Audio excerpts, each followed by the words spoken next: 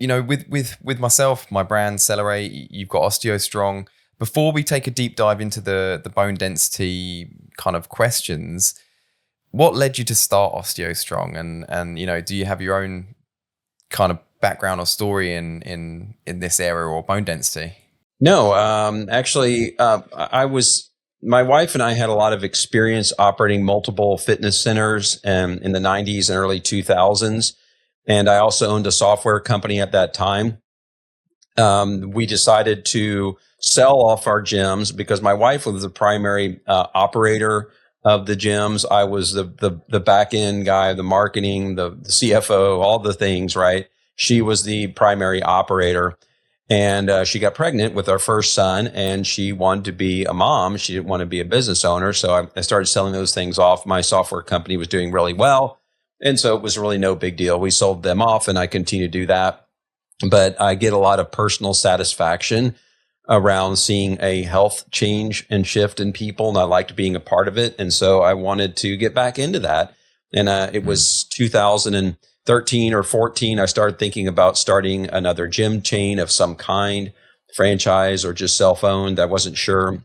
But as I looked at the different gym concepts out there, it was a little unappealing to me, not because I find the fitness industry unappealing. I love the fitness industry, but there was really no innovation in it. There were boutique gyms, large box gyms, personal training, group classes, these kinds of things, but there was really not any innovation. So as I looked at it, I thought, I could get in here and create a fun brand and make a lot of money, but that wasn't exciting to me. And so just as about the time I made the decision to not open up a gym chain and find something else, I ran into Dr. John Jaquish.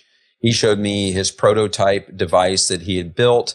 I was fascinated by it. I said, "How many of these things have you sold?" He's like, "Well, it's new. We've only got maybe a dozen people using it."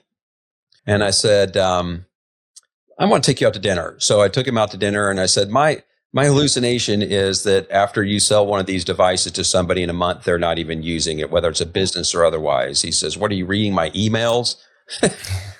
And I said, "No one believes that you can do something for roughly, you're doing about a minute of effort because you're using each device for about 10 or 15 seconds, and there's only 4 devices. No one believes that you're going to be able to do a minute of effort one day a week and get an outcome. And even if they start getting an outcome, they're going to attribute it to anything else because it's so unbelievable."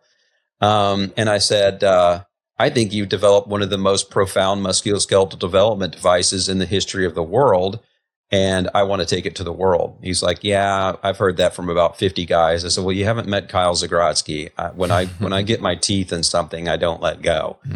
And so, it was exciting to me. I wanted to do something unique.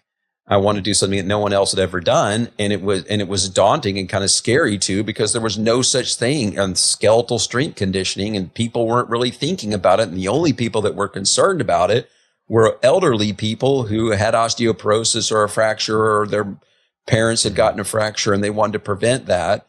And so no one even knew that it was a possible or was a thing. So I had to create an industry using this technology. And I'm just somebody that likes to dream big and do big and unusual things that helps people. And I was just super excited about it. To me, it was just a challenge. It was like, challenge accepted. Let's go. So I burnt the boats and started the brand to see what I could achieve in the world with my personality behind this beautiful technology.